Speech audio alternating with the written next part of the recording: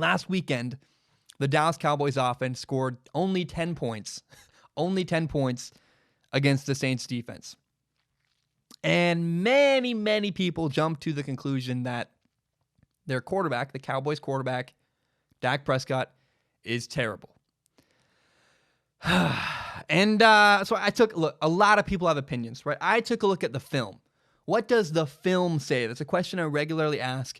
And I wanted to find out, why did the Cowboys score 10 points? What really happened in this game?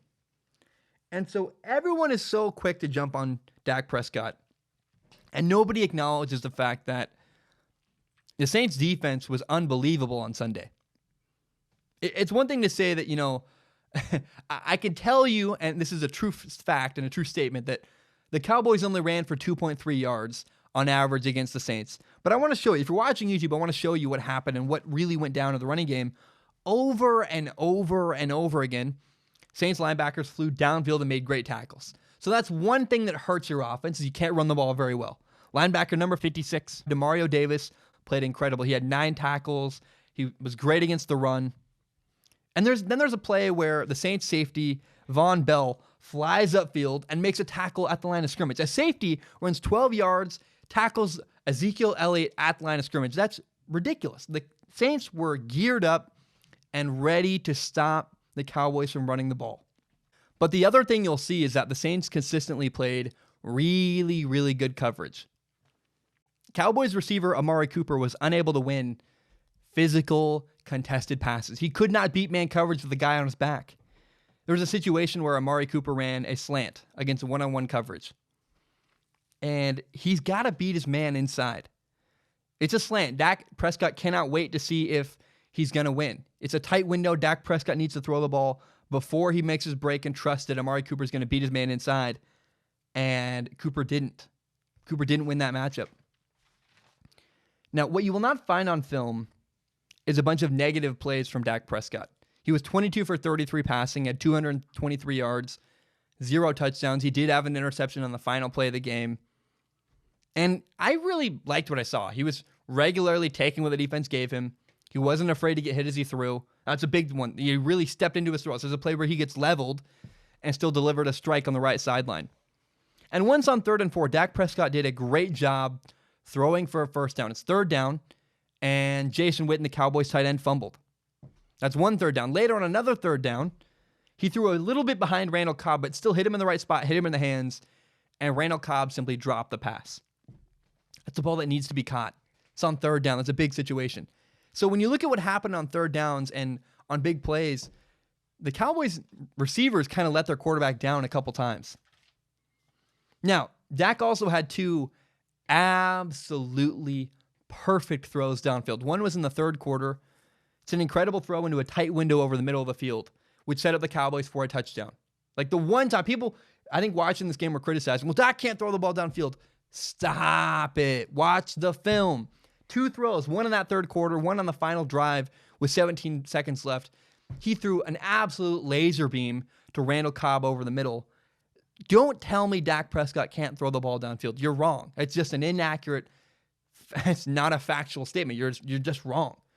His footwork is much improved from last year. That's led to better accuracy downfield. The truth is that the Saints played really good coverage. Nobody was open, so Dak had to take things underneath.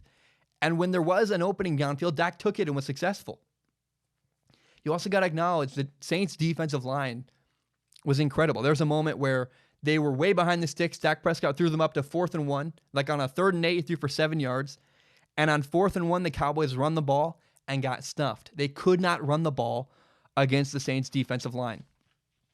So the question to me is, did the Cowboys play bad or did the Saints play good? And to me, I watched the film and I think the narrative here is that the Saints defense is just better than everybody's giving them credit for.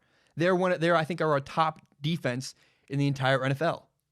One of the things they constantly did was put pressure on Dak with a 3 and a 4-man rush. If you can only bring pressure with 3 guys and drop a bunch of guys into coverage, that puts a gigantic disadvantage on the offense. He also handled the pressure they brought really, really well. He was getting rid of the ball quickly. He was finding his checkdowns. He was trying to eliminate and effectively eliminating the negative plays he could have made. Now, there were 4 plays I watched where Dak Prescott could have been better. I want to talk about every single one of those plays. The first one is on a 2nd and 9 in the red zone. Dak was about a hair late on a dig route. We'll call it 1 second late on a dig route breaking to the inside. If you pause it, when the receiver comes open, Dak Prescott's still holding the ball, hasn't even started his throwing motion yet. He's just late on this throw by about a second, but he's late. The second play I want to talk about was on 3rd and 9, where there's great coverage by the Saints. Dak does a good job buying time.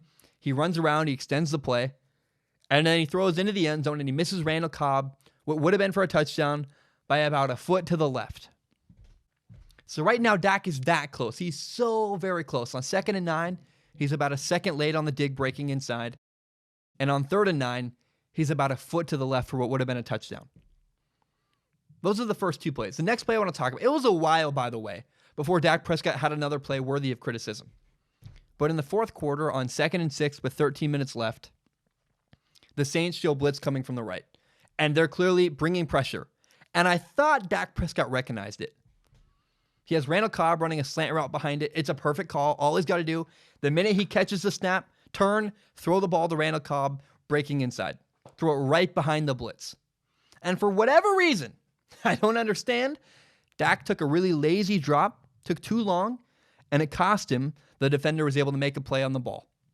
I don't know why he did that, but he saw the blitz. He just, for whatever reason, didn't react to it as quickly as he should have. Now, the fourth play I want to talk about is on a 1st and 10 with 1:39 left. Dak gets sacked. And he has a guy that came wide open over the middle of the field. And I would have liked to see Dak Prescott here throw him the ball. Throw the ball to that guy in the middle of the field. I understand there's pressure in your face, is getting hit. It's hard. It's what people use this term too often, but it's a bang-bang play. And I think Dak was afraid of making a bad play worse by throwing the ball as he's getting hit. Maybe it gets tipped up. Who knows? But that's the only other play I can find where I wanted more from Dak. Now, the other play, I guess there is a 5th play. It's the very last play of the game. It's a Hail Mary. This one's up for debate. A Hail Mary, by the way, is a deep ball where it's your last prayer, throwing the ball downfield, trying to score a touchdown on the very last play of the game. And he gets hit as he throws. It's a tough look because the Saints dialed up a really good delayed blitz, which forced him to throw the ball before he wanted to. But in theory, on a Hail Mary, the quarterback avoids pressure, buys time, rolls out, lets the receivers get all the way downfield. And by buying time and finding a space where you're open, you can get your full weight into the ball and throw the ball all the way to the end zone. That didn't happen here, but it's also tough to criticize Dak because of the pressure the Saints brought. I don't know, man. I understand that, people really want to criticize Dak. They're very skeptical. They don't want to give him a giant contract. And what people did was they found the Saints game, said, here's a great example of this is why Dak Prescott shouldn't be paid. But you got to understand, Dak Prescott wasn't terrible. The Saints defense, on the other hand, was incredible. They stuffed the Cowboys running game. They put constant pressure on the quarterback. And the Cowboys receivers missed a couple plays. Dak Prescott was not the problem against the New Orleans Saints last Sunday. The Cowboys had drops and fumbles on 3rd down, and Dak played really well. He literally missed 3 or 4 plays the entire game. There were literally 3 or 4 plays the entire game where he was the problem. He did a really good job. Now, he's not Patrick Mahomes or Russell Wilson or Drew Brees. He doesn't make impeccable decisions. He doesn't make incredible throws that nobody else can make. He doesn't roll the left and throw the ball into a tight window on the back line of the end zone. But he's also playing really well, and that game was not his fault. Dak Prescott steadily improving every single week, and his loss to the Saints did not concern me. I understand that people in the media found an example where they can go, oh, this is why you shouldn't sign Dak. You can build an argument. If you want to build an argument, go ahead. But the Cowboys' performance against the Saints, Dak Prescott was not the thing that concerned me from that. The thing that concerned me was, receivers, Amari Cooper's not winning contested passes where he needs to be more physical. Amari Cooper's great at running routes and getting open with his speed, but I want to see more physicality from Amari Cooper. I want to see Randall Cobb catch that pass on 3rd down. I want to see Jason Witten not fumble on 3rd down. Why can't the Cowboys run the ball better? There were a lot of problems from the Cowboys offense. It was not their quarterback. He played a good game. His teammates missed some opportunities, but the narrative here is that the Saints defense played incredible against the Dallas Cowboys, making plays, flying to stop the run, having a great pass rush with only 3 guys and 4 guys at times. The narrative here is not that Dak Prescott was bad. It's that the Saints defense was incredible. My name is Zach Schaumler. This is my podcast, Strong Opinion Sports. It is my favorite thing in the entire world. And you may not know, my dream when I graduate college eventually is to do this show as my full-time job. Now, I also want to be very upfront and honest about my plan and what's going on. I recently monetized my YouTube channel. What that means is that some of my videos make money through ad revenue. Now, it's fewer than you think. A lot of my videos get claimed. But in the past, I've received donations through the form of PayPal and Patreon.com. PayPal.me/Zach Schaumler, Patreon.com/Zach Schaumler. So because I'm making ad revenue, it felt weird to just get donations. I wanted to give something back to the people who support me on Patreon.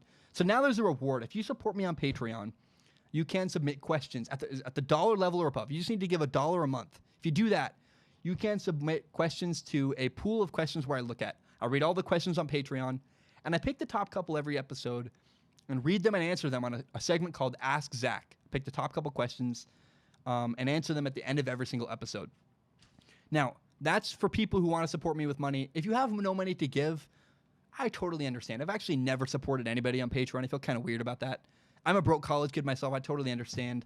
But if you believe in me and if you believe in my dream and still want to help me, one thing you can do is help me grow by telling your friends about Strong Opinion Sports. Share it on Facebook, Twitter, Instagram, whatever it is. Help me grow by telling your friends about Strong Opinion Sports. Guys, thank you so much. I know that was a long spiel. I really appreciate it, and hope you have a great day.